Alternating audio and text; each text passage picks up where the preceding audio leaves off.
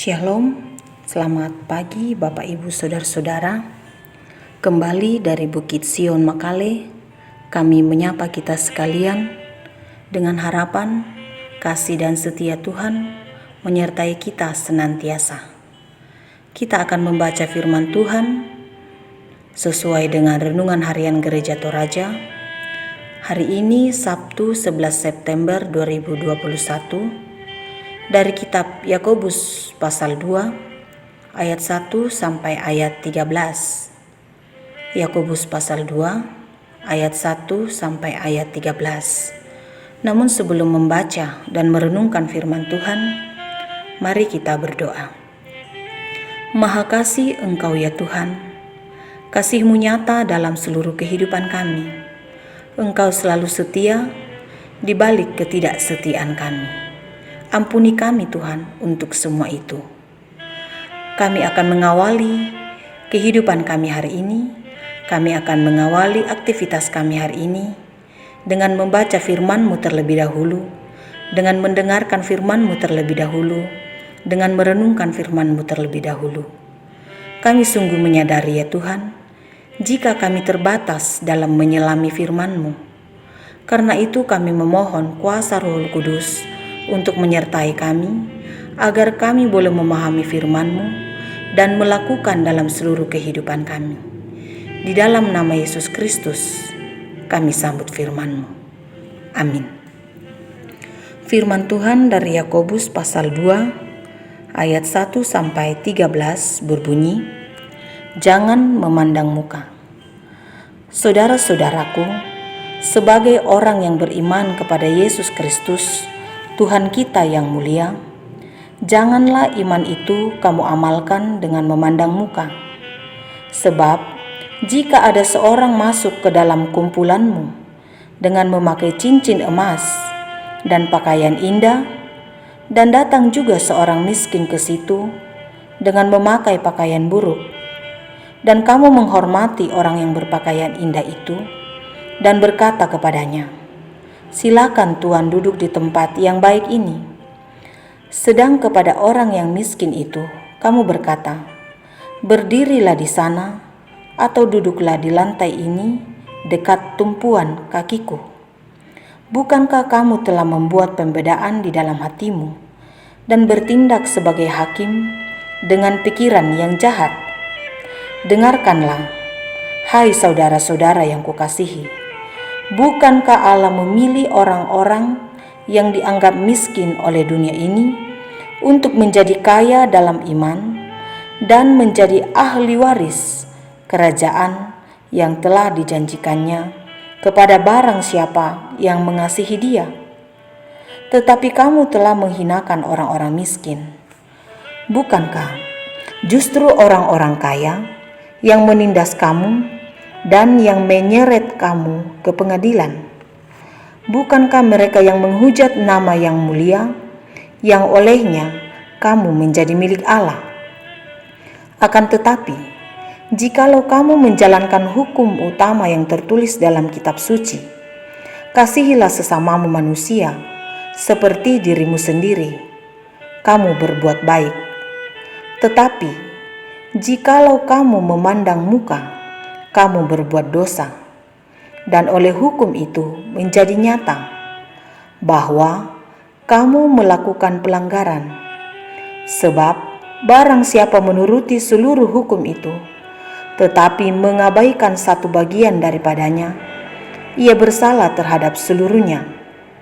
Sebab ia yang mengatakan, jangan berzina, ia mengatakan juga, jangan membunuh. Jadi jika kamu tidak berzina, tetapi membunuh, maka kamu menjadi pelanggar hukum juga. Berkatalah dan berlakulah seperti orang-orang yang akan dihakimi oleh hukum yang memerdekakan orang. Sebab penghakiman yang tak berbelas kasihan akan berlaku atas orang yang tidak berbelas kasihan. Tetapi belas kasihan akan menang atas penghakiman. Amin firman Tuhan. Bacaan kita ini diberikan satu tema, iman yang nyata dalam perbuatan. Iman yang nyata dalam perbuatan. Dalam realita kehidupan saat ini, dengan berbagai kemajemukan dalam banyak hal, rentan dengan berbagai hal yang dapat menimbulkan gesekan-gesekan di tengah-tengah masyarakat. Salah satu contoh pembedaan yang terjadi. Apakah kita pada posisi yang membedakan ataukah kita pada posisi yang dibedakan? Hal inilah yang disoroti dalam kitab Yakobus dalam bacaan kita pada saat ini.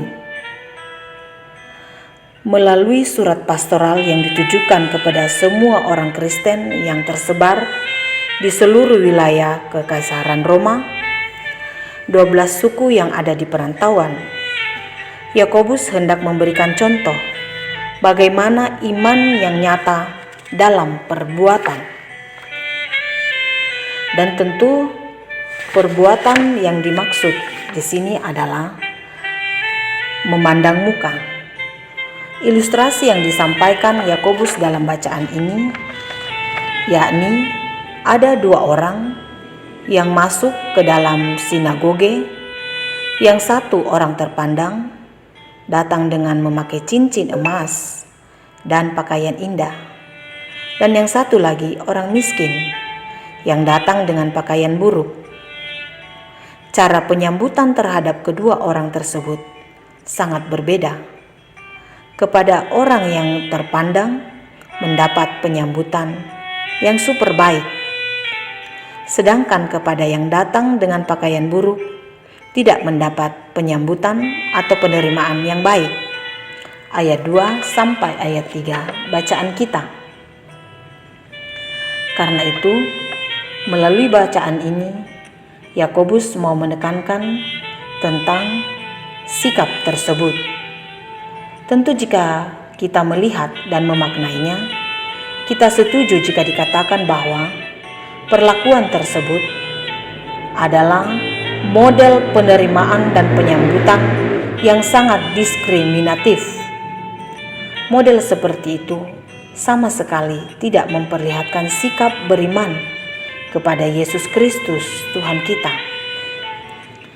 Hidup beriman sama sekali tidak ada kaitan atau hubungan dengan ras, etnis, ekonomi, tingkat pendidikan, agama, pendapatan, pekerjaan, dan lain-lain. Hidup beriman adalah hidup yang mengasihi. Seperti Allah yang mengasihi semua orang, mengasihi orang kaya, mengasihi orang miskin, mengasihi orang yang terpandang, dan mengasihi orang yang tidak terpandang. Meski demikian, setiap anak-anak Tuhan melakukan satu sikap yang sama, yaitu berbelas kasihan pada sesama. Demikian hukum yang memerdekakan, hukum kasih.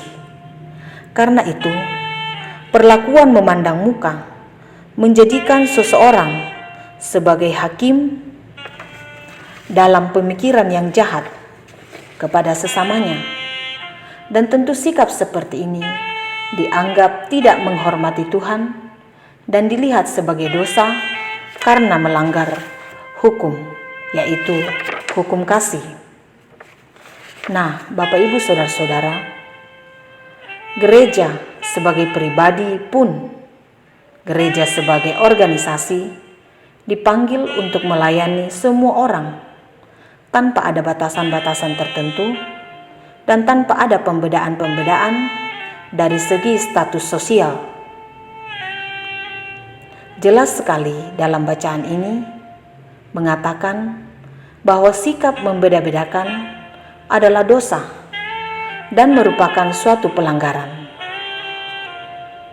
Menghargai, menghormati, dan menerima orang lain apa adanya, bukan ada apanya, adalah wujud iman dalam tindakan. Karena itu, kerjasama dengan perbuatan, dan oleh perbuatan itu iman menjadi sempurna. Yakobus pasal 2 ayat 22. Jadi jika seseorang tahu bagaimana ia harus berbuat baik, tetapi ia tidak melakukannya, ia berdosa. Yakobus pasal 4 ayat 17. Pertanyaan lebih lanjut sehubungan dengan renungan kita ini adalah, apakah salah jika seseorang menjadi kaya, terpandang, dan terhormat?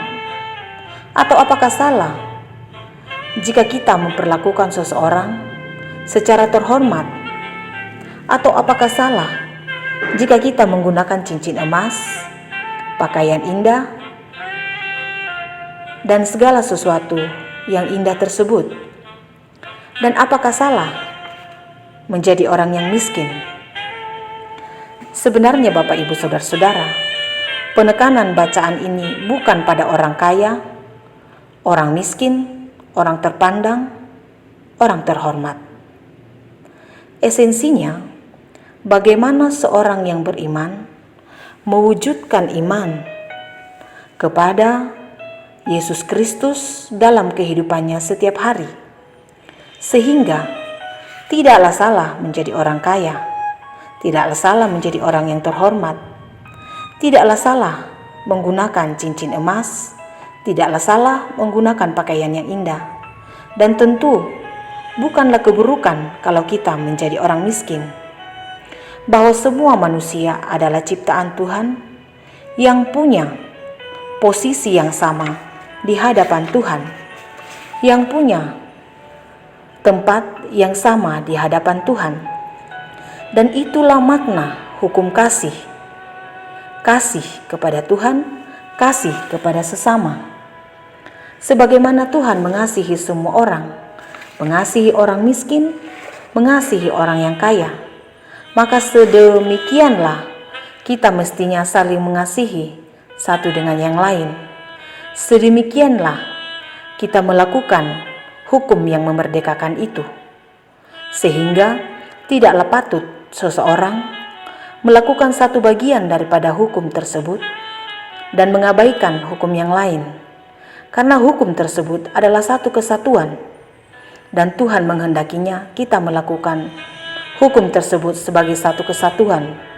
Karena itu Bapak Ibu Saudara-saudara, pujilah Tuhan dengan hartamu, pujilah Tuhan dengan segala keberadaanmu, pujilah Tuhan dengan posisimu, pujilah Tuhan dengan segala kesederhanaanmu, pujilah Tuhan dalam segala apapun yang kamu miliki. Apakah itu banyak ataukah sedikit, pujilah Tuhan atas semuanya itu. Biarlah kemuliaan Tuhan nyata dalam kehidupan kita, sehingga iman kita sungguh nyata dalam perbuatan kita, karena kita mengasihi satu dengan yang lain, sebagaimana kasih menurut kehendak Tuhan saja. Terpujilah Tuhan. Amin. Mari kita berdoa. Sungguh indah firman-Mu yang kami dengarkan pada saat ini Tuhan. Firman-Mu mengajari kami untuk tidak hanya melakukan satu bagian daripada firman-Mu, tetapi keseluruhan, karena itu yang Engkau kenan dalam hidup kami. Dan yang terutama adalah bagaimana kami mengasihi, menerima satu dengan yang lain, sebagaimana Engkau menerima kami apa adanya dan bukan ada apanya. Berkatilah firman-Mu ini ya Tuhan, sehingga firman-Mu sungguh kami pakai dalam seluruh kehidupan kami. Firman-Mu sungguh menjadi pedoman dalam langkah kehidupan kami. Bapa di surga, kami membawa kehidupan kami hari ini. Biarlah Tuhan memelihara kami, biarlah Tuhan mengasihi kami. Pimpin dan sertai kami Tuhan. Biarlah seluruh keberadaan kami senantiasa terpelihara di hadapan-Mu. Berkatilah kami Tuhan, situasi dunia, situasi bangsa dan negara kami, pemerintah kami bawa kepadamu. Biarlah Tuhan mengasihi kami dan mengasihi pemerintah kami. Hikmat-Mu kiranya terjadi atas kehidupan kami dan pada pemerintah kami. Bapa di surga, ini doa kami bawa kepadamu hanya di dalam nama Yesus Kristus, Tuhan dan Juru Selamat kehidupan kami. Amin. Selamat pagi Bapak Ibu Saudara-saudara. Meski PPKM mulai dilonggarkan, tapi tetap taat melakukan protokol kesehatan. Tuhan memberkati kita sekalian.